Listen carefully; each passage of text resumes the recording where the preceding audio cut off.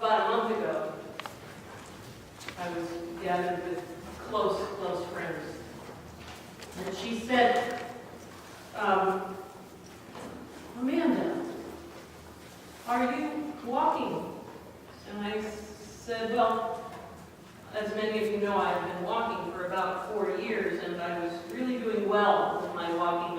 I wear a pedometer. Some people think it's a pacemaker. It's a pedometer, and it measures my steps. And it's part of the Virgin Health Miles program of the United Methodist Church. And I've been wearing the pedometer and measuring my steps. And for about 4 months, I wasn't doing any walking. I just kind of lost the incentive to do my walking. And my friend said, 30 minutes a day, just 30 minutes a day.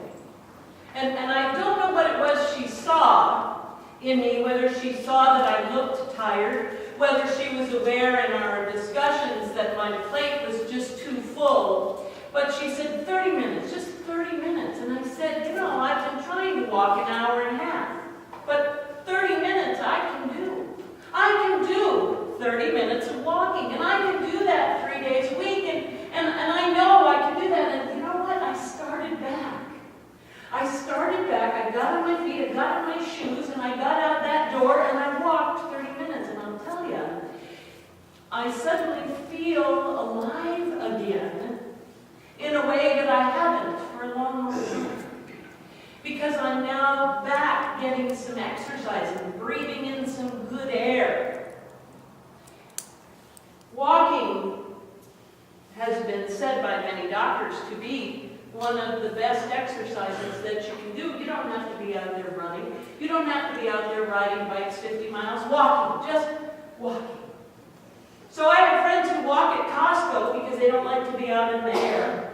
I have friends who walk at the mall because they don't like to be out in the air. I love to be out and looking at the mountains and be outside and walking. So I can do that. Walking the discipleship walk isn't quite as simple as getting out there and walking 30 minutes a day. However, walking the discipleship walk can take about as much time and do you some good. 30 minutes of discipleship walking a day might be good for all of our spirits and all of our souls. Now, I know you're saying, well, she hasn't read the scripture yet. I'm not going to be reading the scripture today. Because we have, for the past 3 weeks, been working on the Sermon on the Mount, and we have been discussing the job description for the disciples in Matthew's Gospel, which is what? Yeah. The Beatitudes. Yes, you're right. Do not be afraid. I'm not going to embarrass you in public. The Beatitudes, those 9 steps in discipleship. Blessed are the poor in spirit, which kind of means that if you're impoverished of spirit, if you are spiritually poor, what does that mean? It means you're looking to be spiritually rich. Isn't that a good thing? If I'm spiritually poor, it doesn't mean I'm bad. It means that I would like to be spiritually rich, and therefore I will search for a way to become spiritually enriched. Yes! First step in discipleship. Another way to put it is that disciples don't have all the answers in the first step. The second step then is blessed are the sorrowful, or blessed are those who have regrets. Well, that's a good thing because all of us have made mistakes in our lives, so that's a good thing, isn't it? If we have regrets, then we are told that's okay because your regrets are going to be healed. As a disciple, you will learn that there is consolation for those who are sorrowful, for those who have made mistakes. Oh, yes, I like that job description. Number 3 is blessed are the gentle. That means that it's important to learn how to be a person of gentleness. It's important to learn how to deal with people in a gentle way and to deal with ourselves in a gentle way because God is gentle, because God's grace is overflowing to all of us. Blessed are the merciful. Well, that means that disciples are going to learn how to be merciful in all of their encounters with people. And blessed are the pure in heart means that disciples are working hard to cultivate a pure heart, are working hard to think the best not only of themselves but everyone they meet, and to think about what God discerns or God's will is for them. Disciples are peacemakers, or want to learn to be peacemakers, because we are the ones who are being called to help bring about peace in a broken world. Blessed are those who are persecuted, who stand up for what is right, because that's who God's people are. That's who disciples are. They work for what is right. And blessed are you if you are reviled, if you are persecuted, if you are called all sorts of awful names because you follow Jesus Christ. That kind of goes with the territory. That's the job description. And the mission, do you remember the mission? You are the salt of the earth and the light of the world. That's the mission of Jesus' disciples in the Sermon on the Mount. And then last week we tackled what? We tackled the hot buttons. Those things that can trip us up on that path of discipleship. And I enumerated them. The things that can trip us up are, I made it easy on myself. If I can just find them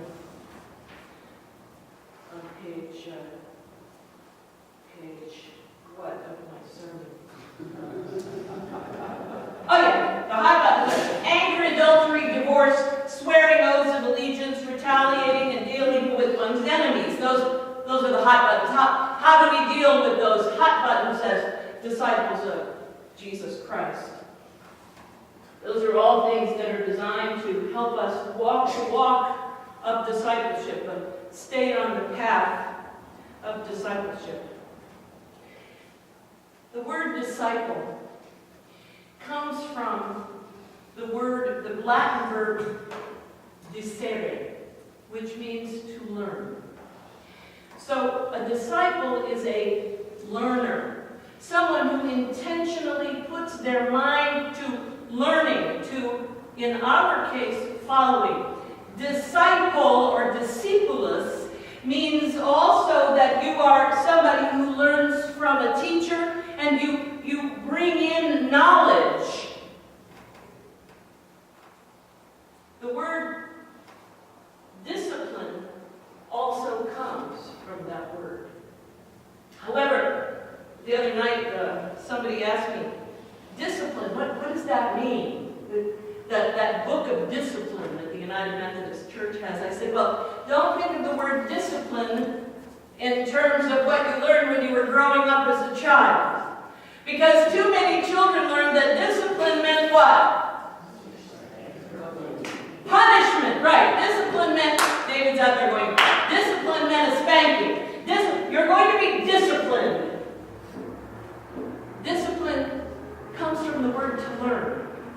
It comes from the word that says, I intentionally seek to learn. I am a disciple who intentionally seeks to learn. Discipline is what guides me in that learning process, and it ain't a stick. How many of you have ever heard the term spiritual disciplines? John Wesley calls them, did you know what John Wesley calls them? The means of grace. John Wesley calls them the ordinances, the holy ordinances. They are what we follow and what feeds us and what nurtures us and what guides us to be United Methodists. And they are, I bet you can't recite them. That's okay, I don't care. You will eventually.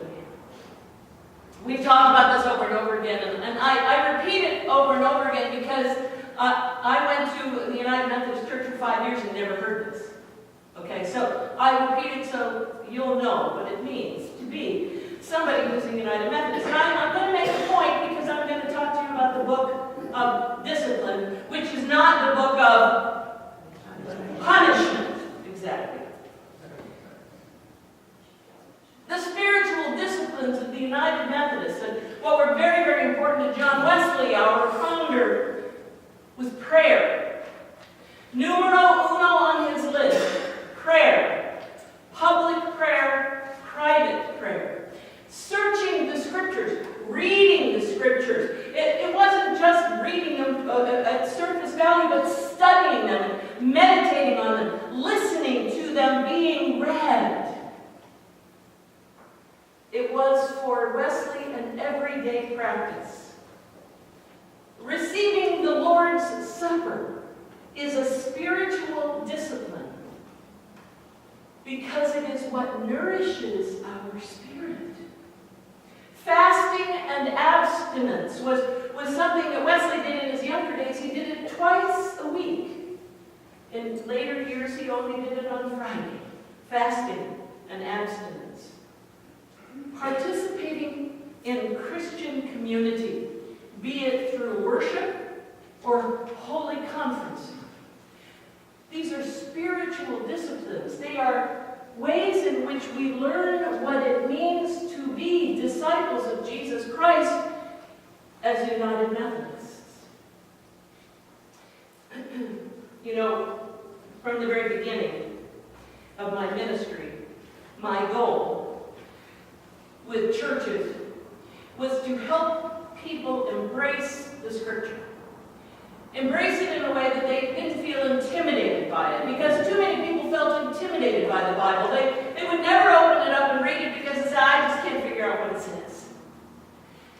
I didn't want people to feel intimidated by the Bible because it is one of the greatest sources for us of who God has been in the lives of human beings. The Bible is not a book of laws. Do you know that? The Bible is not a history book. Do you know that? The Bible is a book of people's experiences of God over a period of 5,000 years. Do you know when the church decided that all of the scriptures that were going to be in the Bible were going to be in the Bible, and these were the ones that were going to be the right ones for us to read? Do you know when that happened? That happened in the 5th century. So we're saying, what, 600 years after Jesus was on this earthly plane, the churches got together and said, okay, we'll put this one in, and this one, and this one.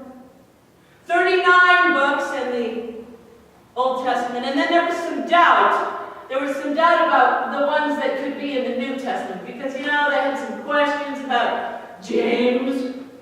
They had some questions about 2nd and 3rd John. And the book of Revelation, we're not sure we want that to be in the Bible. That's probably why it's the last one in the book. But it was in the 5th century that the church decided that these would be the books that would be our holy scriptures, called the canon. And after the Protestant Reformation, there was a reaffirmation that it was okay to have these books be the books that were the canon. Now, the Bible isn't perfect. There are inconsistencies, and there are things that the Bible talks about that we don't do. We don't stone our children when they swear at us, although we might want to. We don't. We don't take them if they're disrespectful outside the gates of the city and have the city mob them, have the people, the population mob them.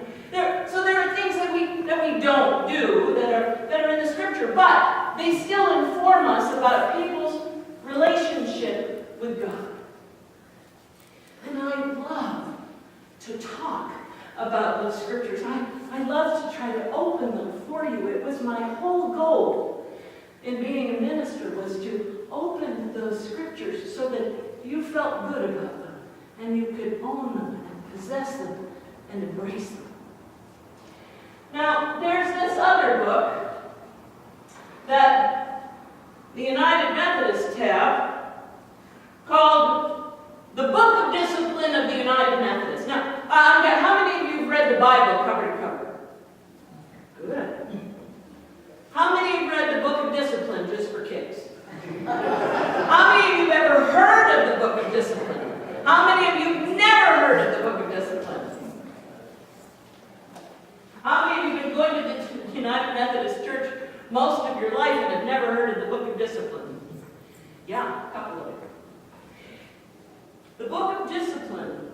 like the Bible, is not a book of laws. It is a book from which we learn. It is a guide from which we learn about who we are and who we have been since the 1700s when John Wesley began to talk about the spiritual disciplines and what it meant to be a follower of Jesus Christ. It's not a book of punishments.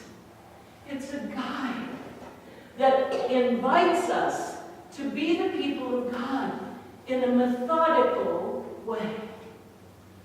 Now, about a dozen of us went to Claremont on Friday night. We drove in the church van. Well, it felt really good. We're very proud to be on the road in our church van. It says on the side, United Methodist Church of Palm Springs. And people actually were passing us and waving at us as we drove down the freeway. Very cute. Anyway, we went to Claremont and we were going to have dinner with Bishop Carcano, who is our bishop who was arrested in Washington last Monday and who hurt her back when she was arrested, and she was going to be coming to have dinner with us on Friday night, but her back was in such bad shape that she had to stay at home. So Dr. Kwan, who is the president of the Claremont School of Theology, where I went to seminary, he's the current president, came to speak to us as a pinch hitter and hit a home run. The dinner was a potluck with the Reconciling Ministries Network.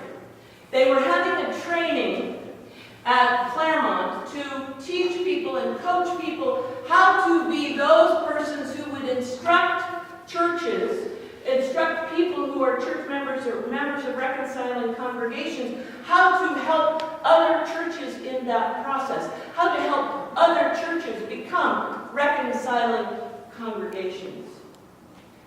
It was an exciting time, an exciting dinner. It was something where we all learned something about our discipleship. We all learned something about the book of discipline.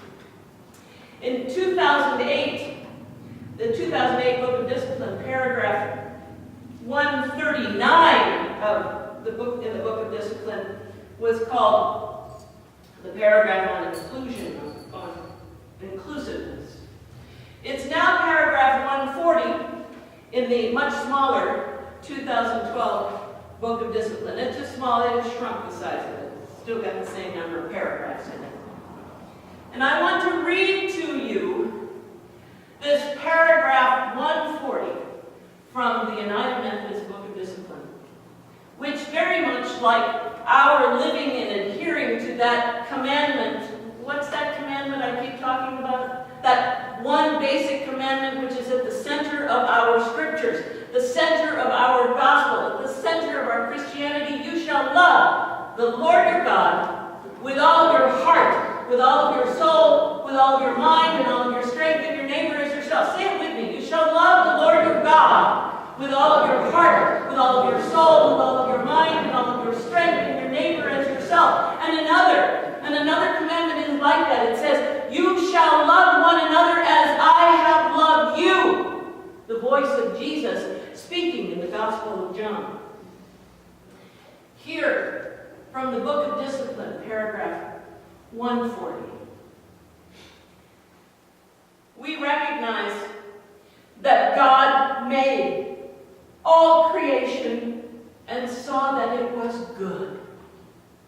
As a diverse people of God, who brings special gifts and evidences of God's grace to the unity of the church and to society, we are called to be faithful to the example of Jesus' ministry to all persons.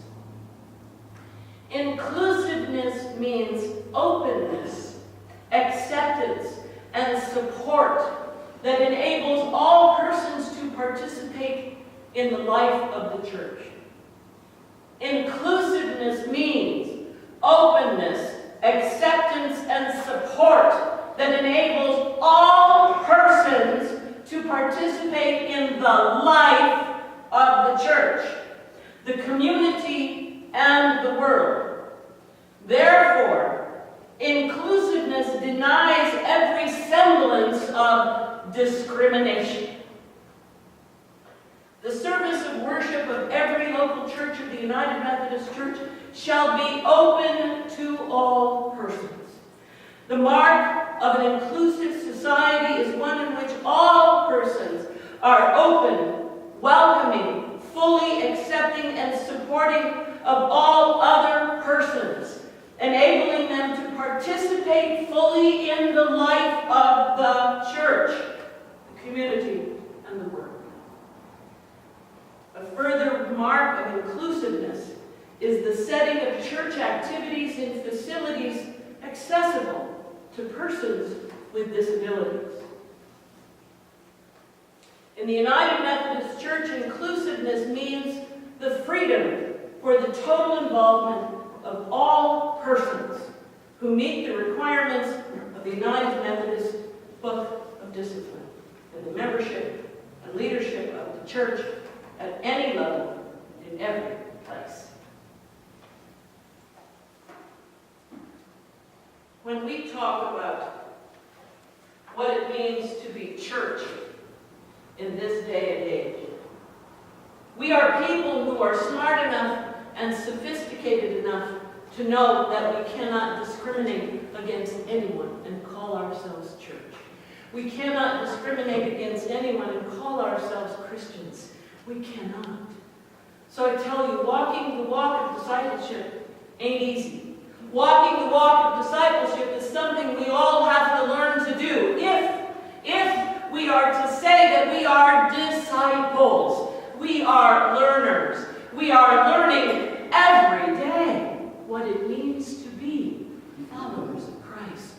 We can't be stuck in one place 30 years ago that was good enough. We must learn every day what it means to be a disciple of Jesus Christ today.